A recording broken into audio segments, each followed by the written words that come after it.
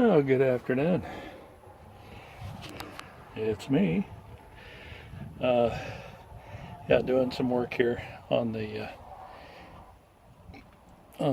instrument panels. What I've done so far is I've gotten the master panel installed. You can see it all screwed in and butyl rubber, butyl tape, whatever, put in place, and then the secondary panel, the kind of grody looking one here. The butyl's kind of oozing out, but that's all right.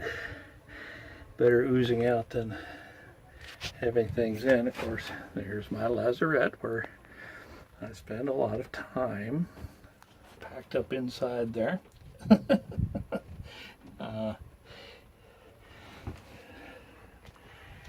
I don't want to spend a lot of time in there, but if you want anything done underneath, I just made the wiring harness for moving the switches. Remember, all these gauges were together with all those switches, and now I made a wiring harness to travel behind there, and I'm not going to go through showing it to you. It's just wires, connectors. And then I'm moving the warning lights to this panel right here. I'm just going to put a row of them right there.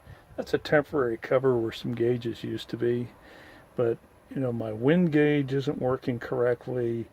Although if you look up in the mast, it's all the instruments seem to be turning and spinning and doing whatever they need to do, but the trouble is it's not getting down here, so that gauge has to go. Then there's a whole bunch of gauges behind here that it's 1980s and 90s wiring. I need to pull that out, but I'm going down the ditch. I'm not worried about navigation.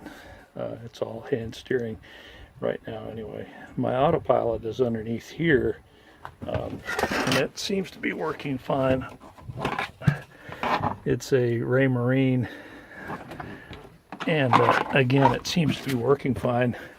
It goes with my chart plotter and whatnot, and that seems to be working fine. The radar was working fine. Everything was working fine except the gauges before I lost way.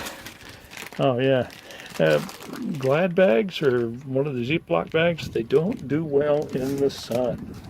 Ultraviolet light kills them. So I got to put another one on here to cover this up. What I had to do when I pulled the engine and the controls, I had to move the chain over.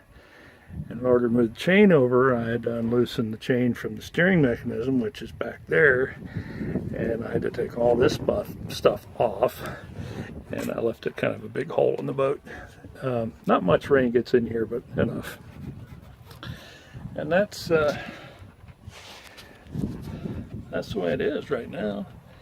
Got a nice breeze today. It's still hot. It's in the low 80s, but looks like some weather's coming our way.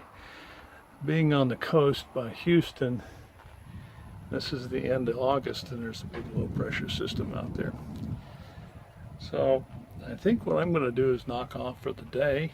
I'm going to drill these holes and put the the warning lights here, and I'll wire them tomorrow. And then well, whatever's next on the list. The list is a lot longer than I got time for, and money. Anyway, it's a nice day today. I'm going to pan you around a little bit. Some of my neighboring wrecks over there, and you can see some of the weather out there. Got some nice stuff building up on the horizon. That's we're looking due south right now, so pretty nice. Nice day. Anyway, let's take a look at the wrecks. Oh, this is a mess here. I don't know if you can make out the prop. I can just make out the prop out of the corner. But that guy's hit the rocks, tore the whole bottom out of his boat, and basically melted the propellers trying to get out. He really did a number. Next morning, they found it well, about eyebrow deep in the water. Fished it out. They wanted to total it, but he didn't want to. Us boat people are crazy people. Anyway, y'all take care. Have a good one. And I'll talk with you pretty soon. Bye.